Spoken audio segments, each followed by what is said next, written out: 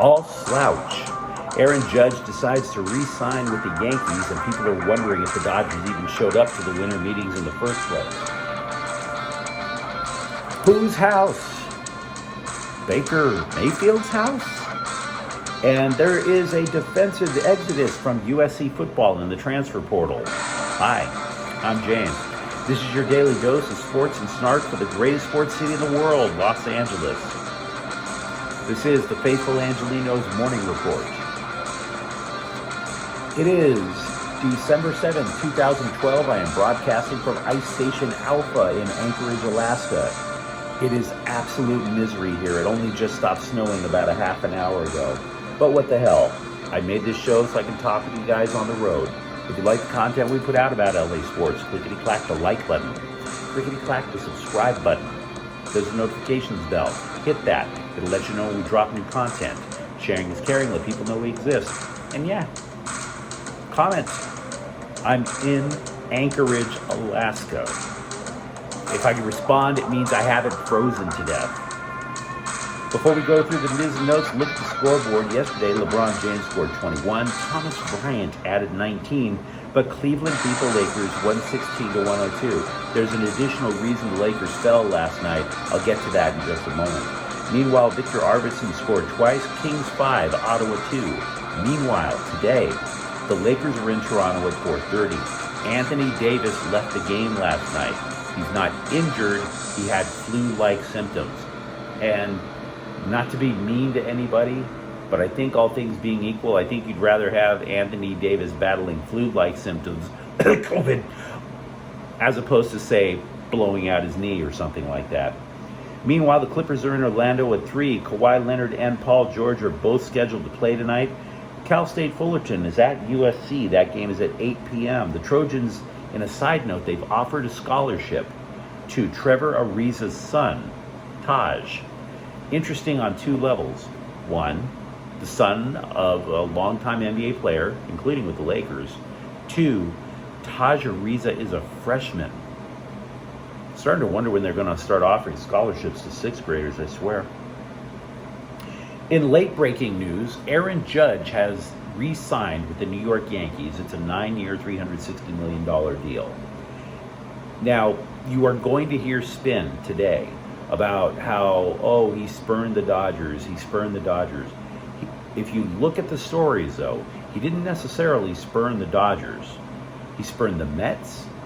He spurned the Giants.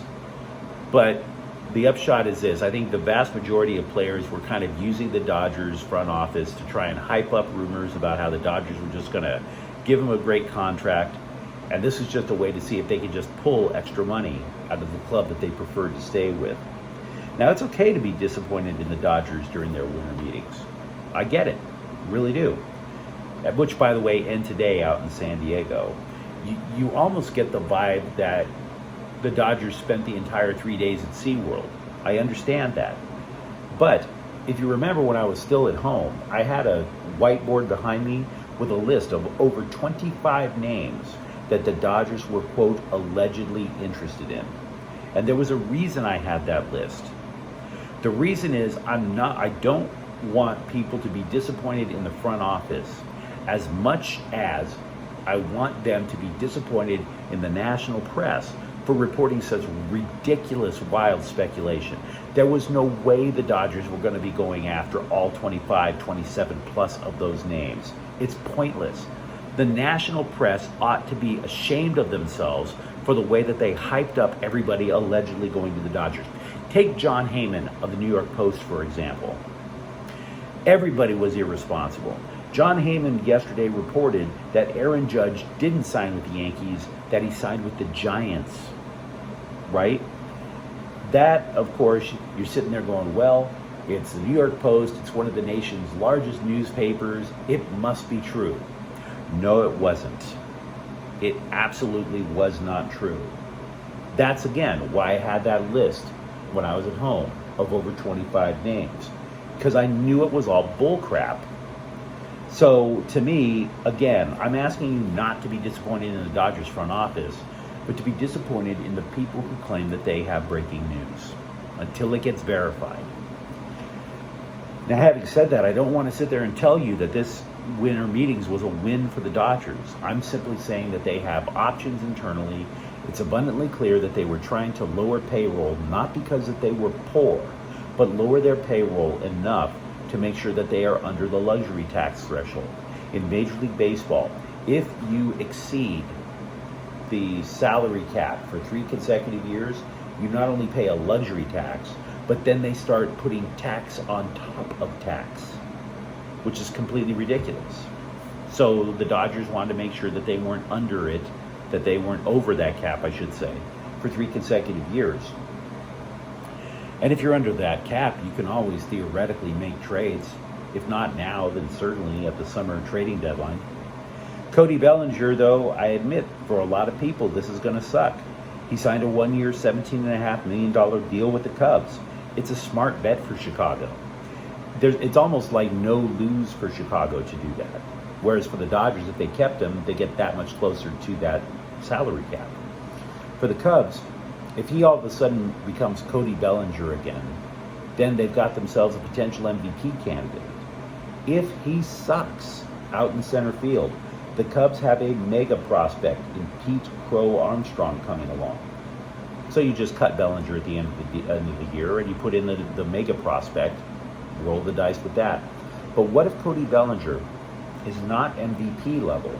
What if he doesn't stink?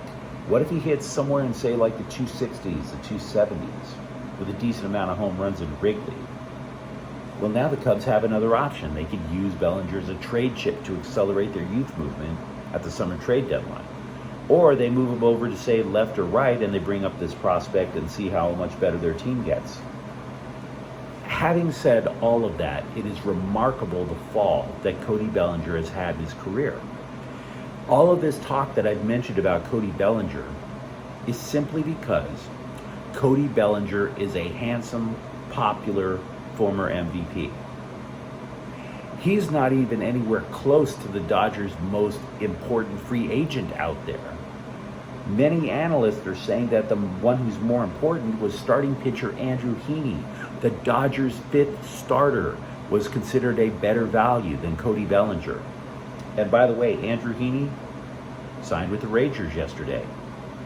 So that's another guy gone. Again, no reason to panic. We know the Dodgers have pitching prospects. We know the Dodgers have an outfield prospect in James Outman, who might be coming up next year. But, you know, if you want to continue playing this game with the national press, if you want to buy into the rumor about a hot name that might be coming to the Dodgers, know this. Andrew McCutchen, according to Buster Heaney, is really, really interested. The Dodgers are really interested. So, yeah, we had a list of over 25. It went down to 19, but Buster Olney is like, no, pal. We're going to bring it back up. I'm going to give you some more names. Now, if the Dodgers send Andrew McCutchen, we'll deal with it then. I mentioned having faith in the Dodgers front office. I'm starting to wonder if the Rams front office has just basically lost their minds. They signed Baker Mayfield. What? Yeah, Baker Mayfield. This is his 3rd team in the last calendar year. Not only that, they sent the guy a playbook so that while the plane is coming from Carolina to Los Angeles, he can study it because they think there's a good chance he's going to play tomorrow. Tomorrow? Against the Raiders, the team that kept sacking Justin Herbert on Sunday. I'm kind of blown away by it. I mean, you have to be, by the way, weed is legal in Alaska. There's a lot of shops here. You'd have to clean out a shop to try to make Baker Mayfield as a Los Angeles Rams starting quarterback make sense to me. I understand that they need a body in there. I understand that Matthew Stafford is out. I understand that John Wolford re-injured his neck on Sunday against the Seahawks. But Baker Mayfield, do you remember those commercials? At home with Baker Mayfield. If you're a Rams fan like me, you're sitting there going, at home? Who the hell gave him the keys to this house? Who the hell let Baker Mayfield come in? At home with Baker Mayfield? It's his third team in a year. It's more like couch surfing with Baker Mayfield. It's squatting with Baker Mayfield. Who let him into SoFi Stadium to play quarterback? When the Rams played Carolina at SoFi this year, Carolina started an XFL player. That's how much they knew that Baker Mayfield wasn't going to be able to play. At home with Baker Mayfield in LA. The only way that this move makes sense to me is if the Rams are on a mission to have every quarterback they can sign get murdered. But even still, that's kind of cruel, I have to admit.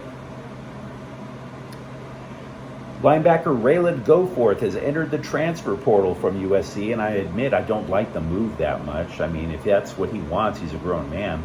I like Ralen Goforth. He was supposed to be one of 3 starting linebackers for USC. They played a 3-3-5 alignment last year. But what wound up happening a lot, you might have noticed that Corey Foreman, got a lot of play as the third linebacker in the 3-3-5 as the season went on. Shane Lee was always going to be a starter. Eric Gentry was always going to be a starter. Goforth sees himself probably as the odd man out, and the man wants playing time. Now, meanwhile, 4 Trojans have entered the transfer portal. We mentioned one yesterday. That would be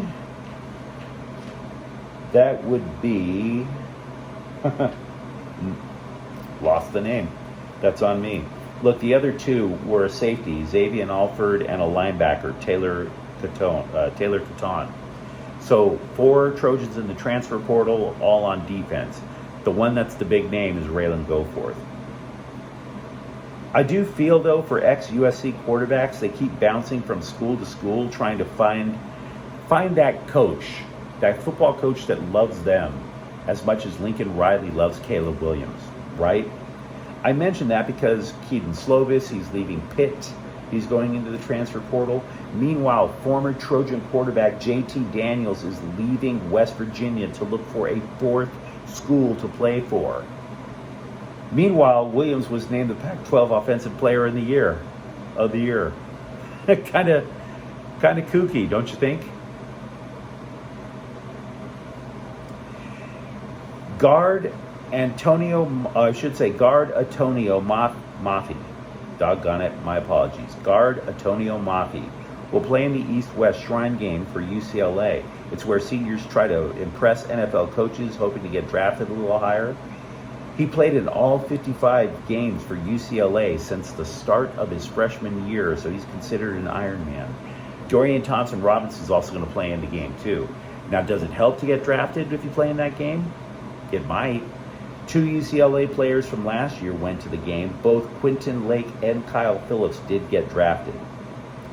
Meanwhile, I got to add this. The LA Times ran an op-ed from a hardcore political hack named Dave Zirin. He writes for something called The Nation. It's hard left, just like there are people on the hard right, whatever.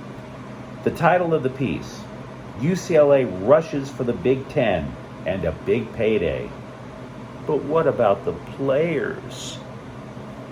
So I read this garbage twice. You know what I didn't find? I didn't find a single quote from an athlete at UCLA. Not one. Oh no, he's mourning about the players, but he doesn't even bother to introduce himself to one and ask that person, male or female, transgender or whatever, if that athlete is okay with going to the Big Ten. No, we don't need that. We don't get we don't want to go to the Big Ten quote. What do we get? We get a bunch of crocodile tears over, oh no, what about the play? Ask them. We have quotes from UCLA players who wanted the bigger competition in the Big Ten. We have quotes from UCLA players who wanted to keep the rivalry with USC. Don't tell me this is a bad move for UCLA players until you actually speak with a UCLA player. And I end on that note of bitterness because I'm about to walk out in the snow. If you enjoyed this content, don't forget to comment. We had a lot to talk about with the Dodgers, the Rams, the Trojans, and Bruins. Look forward to hearing what you have to say. And again, if you like the content, don't forget to subscribe to Faithful Angelenos. We talk LA sports every single day. Thank you for watching. I'm James. We'll be back tomorrow. Faithful Angelenos is a Quian Corta El Queso production. Take care.